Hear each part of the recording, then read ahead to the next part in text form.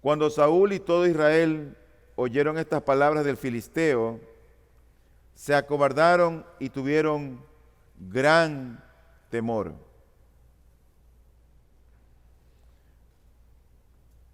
Sin dudarlo ni un momento, la vida es un lugar de luchas.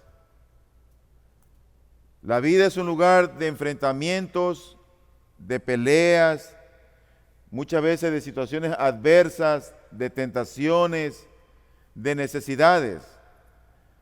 Muchas de estas situaciones a veces nos producen temor, nos ponen a temblar, nos paralizan. Yo no sé cuántos de ustedes habrán estado en situaciones de luchas y batallas en la vida. Pablo era un hombre luchador. El apóstol Pablo describe cómo era en realidad la vida cristiana que él tenía. Y cuando uno ve el testimonio de este hombre que fue utilizado grandemente por el Señor, uno se da cuenta que este hombre sabía lo que estaba escribiendo. Y oigan lo que él dice, por ejemplo, en 1 Corintios 9, 24 al 25. Él dice: ¿no sabéis que los que corren en el estadio, todos en verdad corren, pero solo uno obtiene el premio?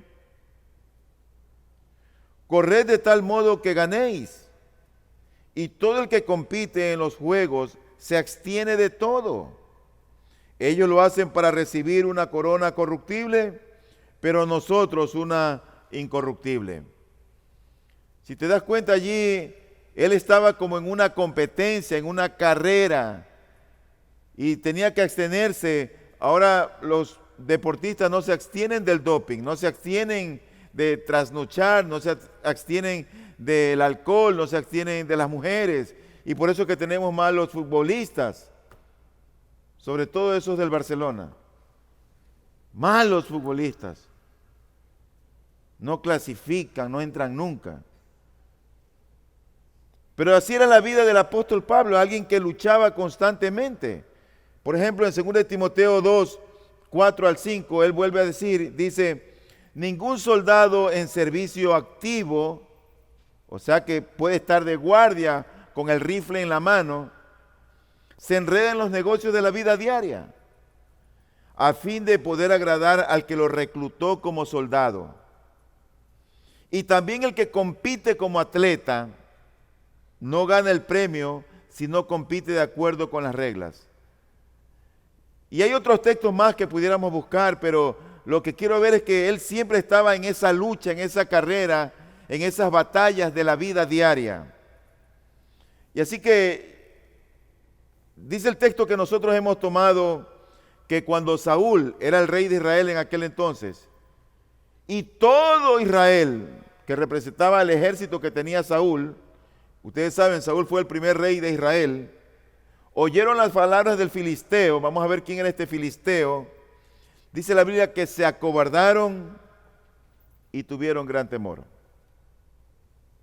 Sin embargo, en el Señor siempre seremos victoriosos. El sermón está dividido en 3 partes. Y lo primero que yo quiero ver con ustedes es el motivo del temor. ¿Por qué es que el rey Saúl, por qué es que todo su ejército, por qué es que el pueblo de Dios, si Dios estaba con ellos, por qué se llenaron de temor? ¿Cuál fue el motivo del temor? Bueno, en primer lugar, ellos oyeron el desafío. Mira lo que dice la Biblia, el versículo 8 y 10 de 1 Samuel 17. Ellos oyen algo. Y Goliat se paró y gritó a las filas de Israel diciéndoles: ¿para qué habéis salido a poneros en orden de batalla? ¿Acaso no soy yo filisteo y vosotros siervos de Saúl? Escogeos un hombre y que venga contra mí. Si es capaz de pelear conmigo y matarme, entonces seremos vuestros siervos. Pero si yo lo venzo y lo mato, entonces seréis nuestros siervos y nos serviréis. De nuevo el filisteo dijo: hoy desafío a las filas de Israel, dadme un hombre para que luchemos mano a mano. No era una cuestión de que sonaba por allí, era alguien que se les presentaba cara a cara con el ejército de Israel. Ellos estaban oyendo a este guerrero que estaba bien equipado, bien armado, y básicamente ellos se atemorizaron. Así hay muchas situaciones que cuando a veces las oímos, estás embarazada, y se asusta la gente. O hay una cuestión de un examen patológico y se asusta la gente. Hay cosas que llegan a nuestros oídos que de verdad nos ponen a temblar. Y así estaba el pueblo de Israel, el ejército de Israel y el rey Saúl. Se llenaron de temor. Ellos oyeron un desafío. Pero en segundo lugar, no solamente que lo oyeron, sino que también ahora lo vieron. Dice el versículo 4 al 7. Entonces de los ejércitos de los filisteos salió un campeón llamado Goliat de Gat, cuya altura era de 6 codos y un palmo, o sea, casi 3 metros de altura. Tenía un yelmo de bronce sobre la cabeza, es decir, un casco, y llevaba una cota de malla, o sea, esa malla que utilizaban los guerreros. Y el peso de la cota era de 5,000 siclos de bronce. Tenía también grebas de bronce en las piernas y una jabalina de bronce colgada entre los hombros. El asta de su lanza era como un rodillo de telar y la punta de su lanza pesaba 600 siclos de hierro y su escudero iba delante de él. Sé que este hombre era un hombre de casi 3 metros de altura, con una armadura impresionante, con una red en sus manos, con una lanza poderosa de bronce. Estaba todo forrado. No solamente estaba oyendo lo que este hombre decía, sino que ahora lo están viendo. Este hombre era famoso. Era un hombre, por supuesto, alto, con una armadura increíble. Y este hombre venía cada mañana a desafiarlos, a humillarlos, a avergonzarlos, a deshonrarlos. Para este hombre, Saúl y su ejército eran un grupo de cobardes. Claro, él se creía el gigante. Bueno, no se creía, era el gigante. Pero él creía que era invencible. Yo me pregunto si tú has tenido en la vida desafíos de cosas que están delante de ti que a veces parecen infranqueables, invencibles, difícil de vencer. A veces hay situaciones que tenemos así en la vida. A veces tenemos luchas económicas que uno dice, ¿cómo saldré de esto? O a veces uno ve las cosas a futuro y uno dice, ¿cómo alcanzaré aquello? ¿Cómo lograré esto? Cosas que suelen ser complicadas. Ahora, esas cosas, cuando tú las tienes delante de ti, que te desafíen, no es que está mal.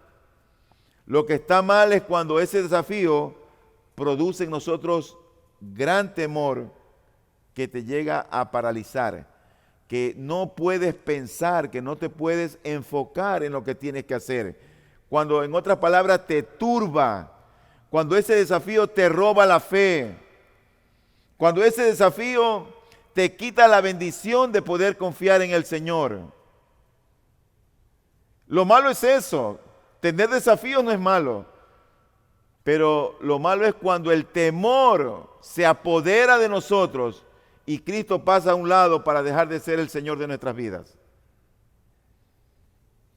Segunda de Corintios 5:7 dice, porque por fe andamos, no por vista. Y todo el ejército de Israel, Saúl mismo, al ver a este hombre gigante que hablaba, que gritaba, que los desafiaba, que los humillaba, y lo veían tan grande ese hombre. Pues ¿quién va a querer pelear con él? Y ellos estaban casi mudos. Ahora bien, en ese ejército habían 3 hombres que eran hijos de un tal Isaí. Eran hermanos y estaban en el campo de batalla. Y ellos tenían un hermano chiquito, el menor de todos. Se llamaba David. Y David era un hombre que era un pastor de ovejas. Los hermanos de él eran guerreros. David era guerrero en su territorio. Venía el lobo, agarraba el palo y corría el lobo. Venía el león y agarraba garrote, palo y peleaba con el león. Dios lo había estado entrenando en otra área. Nadie sabía quién era David hasta ese entonces. Él era el menor de Isaí.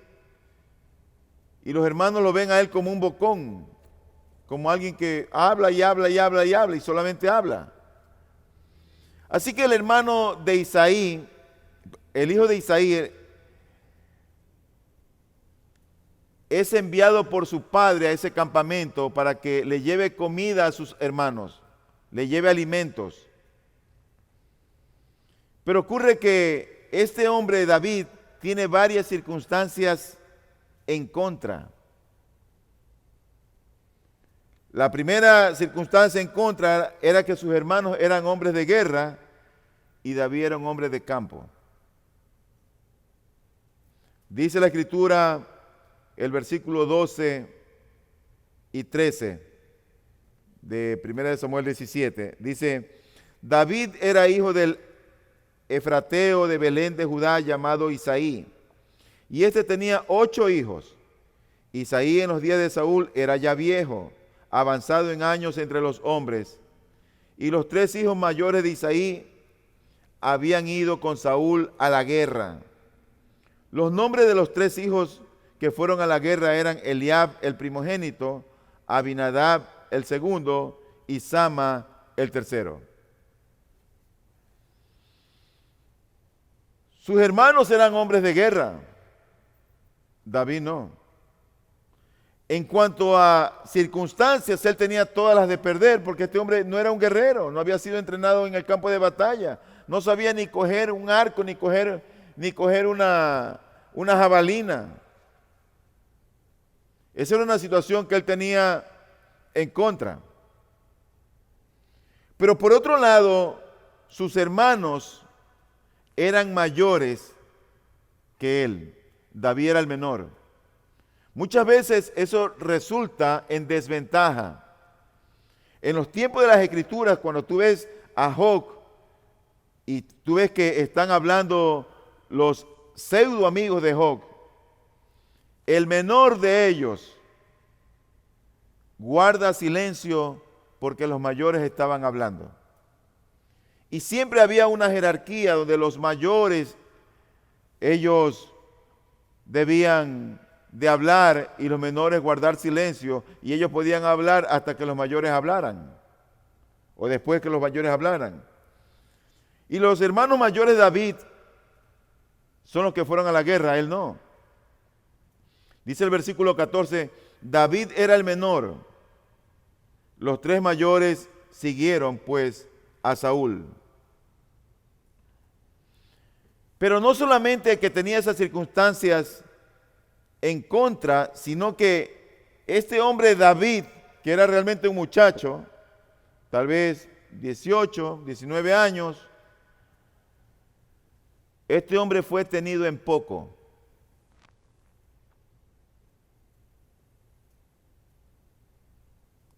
¿Tú recuerdas el texto que Pablo le dice a Timoteo? Nadie tenga en poco tu juventud. Timoteo era un pastor joven.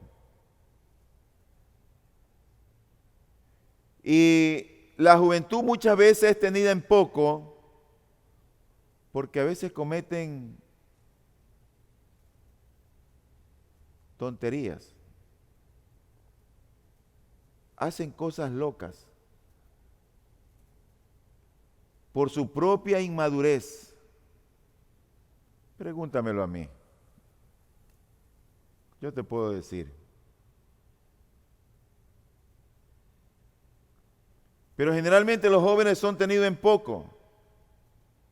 El consejo de Pablo a David es: nadie tenga en poco tu juventud. David era un muchacho, era un hombre joven y fue tenido en poco. ¿Quiénes lo tuvieron en poco?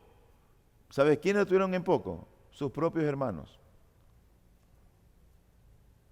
Dice el versículo número 28. Y Eliab, que era el mayor, su hermano mayor, oyó cuando él hablaba con los hombres, o sea, con los del ejército. Y se encendió la ira de Eliab contra David y dijo: ¿para qué has descendido acá? ¿Con quién has dejado aquellas pocas ovejas en el desierto? Yo conozco tu soberbia y la maldad de tu corazón, que has descendido para ver la batalla. Sus hermanos no confiaban en él ni un pelito, ni un milímetro. Él oye y ve que está hablando con los hombres. ¿Y quién es ese fulano que está allá? ¿Y por qué está hablando así? Ese grandote que está allá, ¿y quién es él? Y su hermano mayor se llena de coraje y lo ve a David que está hablando y lo increpa. Yo conozco tu soberbia, la maldad de tu corazón. Tú has venido de un mirón nomás. Pero no solamente que lo tuvieron en poco a David sus hermanos, sino también el propio rey Saúl lo tuvo en poco. Dice el versículo número 33. Entonces Saúl dijo a David: tú no puedes ir contra este filisteo a pelear con él, porque tú eres un muchacho y él ha sido un guerrero desde su juventud. Ya no solamente que sus hermanos están en contra, sino que ahora el mismo rey lo tiene en poco. Es una circunstancia adversa, porque tú has visto las barras cuando hay entre los clásicos. La barra está alentando a su gente. Este hombre no tenía ninguna barra por ningún lado. Lo que tenía era detractores. A veces la gente necesita un mensaje que lo motive, que lo anime. Y ahí está la barra de la esposa: sí, mi esposo, mi esposo, mi esposo. Pero él no tenía a nadie quien lo aliente, ni sus hermanos, ni el rey. Tú no tienes experiencia, ¿qué vas a hacer allá? Pero luego el mismo Goliat lo tiene en poco. Ese mismo hombre que salía a desafiarlo a los ejércitos de Israel lo tiene en poco. Dice del versículo 40 al 44 de 1 de Samuel 17. Y tomando su cayado en la mano, escogió del arroyo 5 piedras lisas y las puso en el saco de pastor que traía en el zurrón, y con la honda en la mano se acercó al filisteo. El filisteo vino y se fue acercando a David con su escudero delante de él. Cuando el filisteo miró a David, cuando miró y vio a David, lo tuvo en poco, porque era un muchacho rubio y bien parecido. Y el filisteo dijo a David: ¿acaso soy un perro que vienes contra mí con palos? Y el filisteo maldijo a David por sus dioses. También dijo el filisteo a David: ven a mí y daré tu carne a las aves del cielo y a las fieras del campo. Increíble, David, pero no tenía nadie que lo... Vamos, David, tú puedes. Nadie le decía eso a él. Tenía en contra a sus hermanos, tenía en contra al rey y ahora al mismo contrincante. Tenía todas las circunstancias adversas en su vida. Y no solamente eso. ¿Sabes quién también lo tenía en contra? ¿Quién lo tuvo en poco? Su propio padre.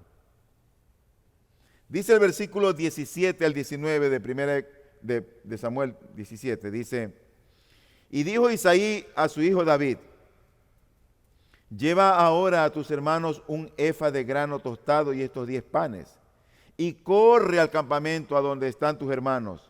Lleva también estos 10 quesos al jefe de los 1000 y mira a ver cómo están tus hermanos y trae noticias de ellos. Pues Saúl y ellos y todos los hombres de Israel están en el valle de Ela peleando contra los filisteos. Y se levantó David muy de mañana, dejó el rebaño con un guarda y tomando las provisiones se fue como Isaí le había mandado. Llegó al perímetro del campamento cuando el ejército salía en orden de batalla, lanzando el grito de guerra. ¿Qué fue lo que le dio la victoria a David? Sin lugar a dudas fue el Señor. Pero hay algunas cosas que tenemos que reconocer en el hombre o la mujer a quien Dios escoge para que sea victorioso en Cristo. Porque cuando Dios nos transforma, cuando Dios nos cambia, hace de nosotros nuevas criaturas y Él moldea esas cuestiones, esos vicios que tenemos a veces en nuestro carácter, en nuestra conducta. Cuando venimos a Cristo no podemos seguir siendo los mismos que antes éramos. Si éramos ociosos, perezosos, vagos, mal hablados, que no nos gustaba bañarnos, todo eso tiene que cambiar en Cristo. Se supone. No somos los mismos de antes. David, cuando está en toda esta situación, él no tenía un plan preconcebido. No había planificado nada. Y no es que planificar sea malo. Yo creo que planificar es bueno. Planificar es muy bueno. Yo creo que uno debe sentarse a planificar, eso es sabio. Planificar es bueno. Uno tiene que tener una vida planificada, no podemos vivir por vivir como venga el día. Uno tiene que aprender a planificar en la vida. Ahí es donde tú tienes que darle valor a las agendas de cada día, de tal hora a tal hora, ¿qué haces? Pero ocurre que la situación de los filisteos con los israelitas no era algo futuro, no era algo que se podría haber planificado, sino que era una realidad que en ese momento estaba presente. No había tiempo de planificar, ¿sabe lo que era? Tiempo de actuar. Uno se sienta a planificar, pero aquí no había tiempo para planificar. No había oportunidad, pero se necesitan ciertos ingredientes mínimos para salir triunfante en cualquier adversidad. Y cuando nosotros leemos estos últimos textos que hemos leído del 17 al 20, allí se nos deja entrever las características de este hombre de Dios, lo cual le dio la victoria y también nos muestra la personalidad de él. ¿Sabes lo que era primeramente David? David era un hombre obediente.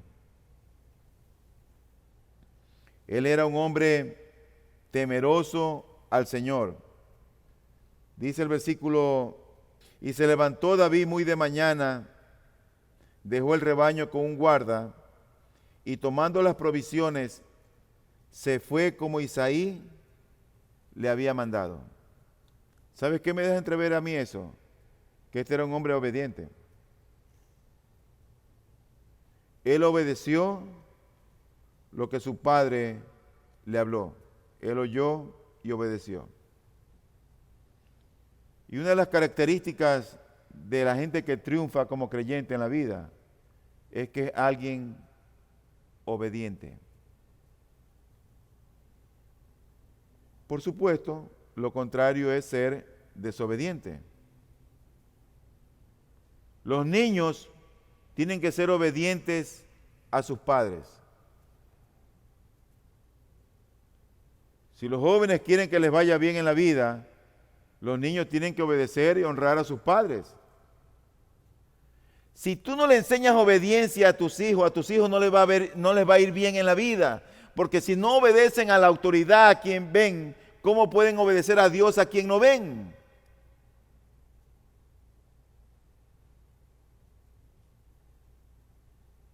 Uno debe enseñarle a los hijos, si te sientas aquí es que te sientas aquí. Y si te levantas te voy a dar tas. Y se lo das. Vas a coger a tu hijo, te lo llevas al baño y le das. David era un hombre, un joven obediente. El papá le dijo, ve, toma esto. Y él dejó encargado el rebaño con un guardia, tomó las provisiones y se fue como Isaí se lo había mandado. Obediente. Una característica. ¿Tú quieres ser victorioso en Cristo? Aprende a ser obediente al Señor. Sométete a las autoridades, sométete al pastor, al diácono, a los jefes tuyos en tu trabajo. Sé obediente. Pero en segundo lugar, me llama muchísimo la atención, el versículo 17 mismo dice, 18, dice, y se levantó David muy de mañana.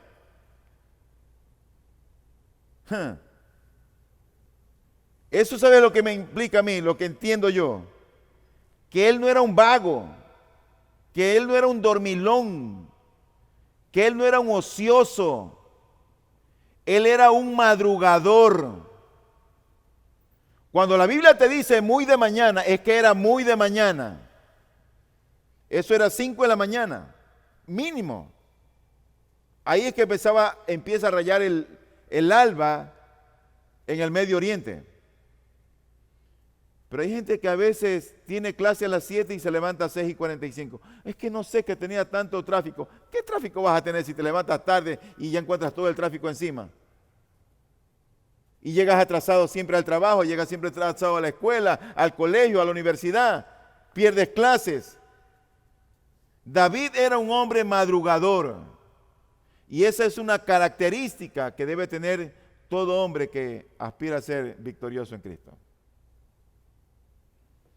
Ahora se quedaron muy callados. Yo siempre he estado esperando que ustedes digan, amén, pastor, amén.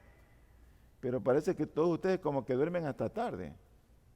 Porque nadie me ha dicho amén. Pero él era madrugador. Te voy a volver a leer el texto para que lo veas que no me estoy inventando. Y se levantó David muy de mañana.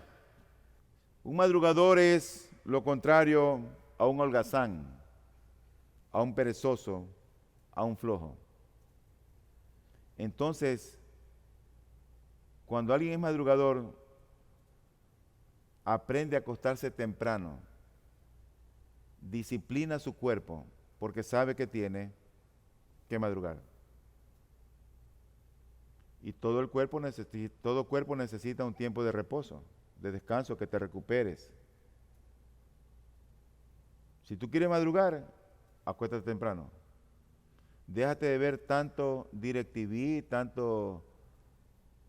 tantas películas de noche. Ponte a leer un buen libro y quédate ahí dormido con el libro.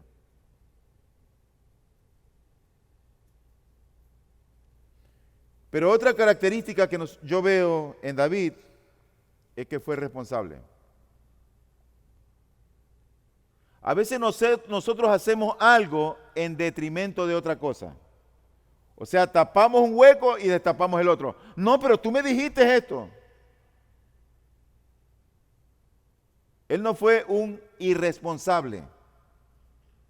David fue un hombre responsable. ¿Cuál era el cuidado de él? Las ovejas. ¿Las dejó tiradas y botadas? No, él dejó un guarda para que vean por ellas. En la vida de nosotros, hermanos, mira, cuando yo me voy de viaje, yo dejo instruido quién va a predicar, quién va a dirigir. En mi trabajo, quién me va a chequear mis pacientes. O sea, todo lo dejo de tal manera que siga funcionando como que si yo estoy ahí. Claro, uno tiene que dejar eso a hombres responsables.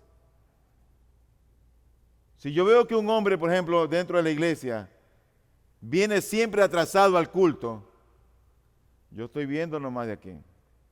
Como uno ya conoce a los que llegan tarde, dice, bueno, vamos a esperar que sea un poquito más responsable fulano. Pero ¿cómo podemos poner a que alguien sirva en la iglesia cuando no es responsable? ¿Cómo servir así al Señor?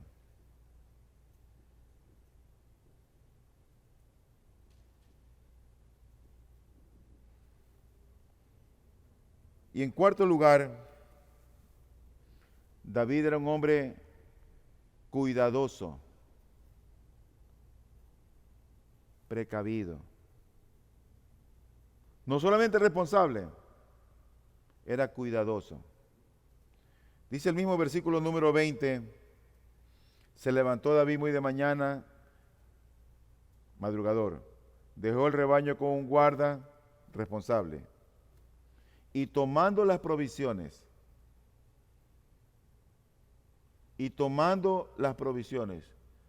fue cuidadoso. No fue con las manos vacías. Ay, me olvidé de traer la Biblia hoy día. ¿Cómo que te olvidaste? Ay, hoy día me olvidé de traer la ofrenda. ¿Te olvidaste? A veces nosotros podemos ser descuidados. David no era un hombre descuidado. David fue allá a llevarle queso, alimentos a sus hermanos.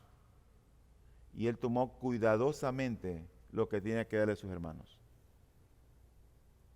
A veces somos descuidados nosotros. Estamos pensando como en el limbo, somos como despistados.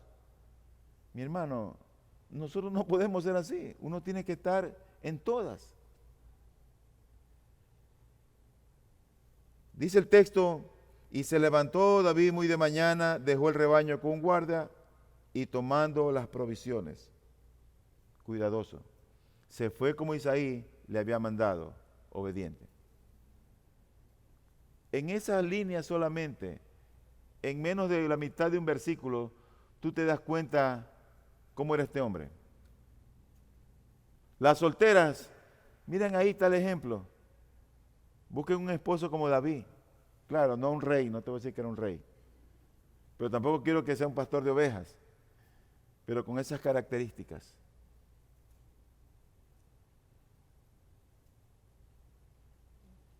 No uno que sea holgazán, que siempre llega atrasado a las citas. Mi novia me decía, Tanya, nos vemos a las 7, 6:30 yo estaba ahí.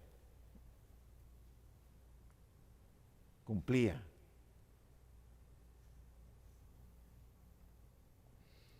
Así que él tomó las provisiones, no las olvidó. Lo cierto es que la confianza de David estaba en el Dios que comandaba al ejército de Israel. Y David conocía a su Dios. ¿Cuál era la confianza del filisteo? Su armadura, su estatura, su espada, su lanza y su jabalina. Esa era la confianza que tenía Goliat. Su entrenamiento militar, su fama. La confianza de David era su Señor. La confianza del filisteo, lo que él tenía. Así que la victoria es del Señor y de sus hijos. Dice el versículo número 50. Así venció David al filisteo con una honda y una piedra, e hirió al filisteo y lo mató, mas no había espada en la mano de David. Ustedes habrán oído y leído ese texto en este mismo capítulo, cuando David dice, tú vienes a mí con espada y lanza y jabalina, mas yo vengo a ti en el nombre de Jehová de los ejércitos, el Dios de los escuadrones de Israel, a quien tú has desafiado, y hoy te voy a matar y voy a dar tu cabeza a las aves de los cielos, a los animales de la tierra, y sabrán que hay Dios en Israel. David tenía a su Dios. En el Señor, David fue victorioso. Pero no es solamente decir, ay, no, yo soy victorioso en el Señor, soy victorioso en el Señor. Y ocurre que uno es un dormilón. uno es un descuidado. Eso no va ahí de la mano, eso no empata ahí. Porque a veces nosotros solamente podemos hablar y decir, soy victorioso en el Señor, Dios está conmigo. Y nosotros somos descuidados, indisciplinados. Finalmente, David era un hombre de fe. Dice 1 de Juan 5:4. Termino con este texto. Porque todo el que ha nacido de Dios vence al mundo. Esta es la victoria que vence al mundo, nuestra fe. Oro a Dios que se levanten muchos David en medio nuestro. Muchos hombres con esa característica de ser cuidadosos, obedientes, madrugadores, responsables. ¿Sabes que la vida en Cristo consiste en una cosa? Cuando tú ya eres cristiano, uno empieza a ser luz que alumbra a los demás. Es como alguien dijo, lo puso como un bombillo, como un foco. Ese foco alumbra a los demás. Pero por dentro hay un filamento que se va gastando. Así somos los cristianos. Aunque estamos alumbrando, por dentro nos vamos desgastando. Pero no para mal, es porque más bien nos vamos renovando de día en día hasta el conocimiento perfecto de Cristo el Señor. Estamos alumbrando, aunque nos estamos desgastando por dentro, pero siempre siendo renovados. Dios bendiga su palabra a nuestros corazones.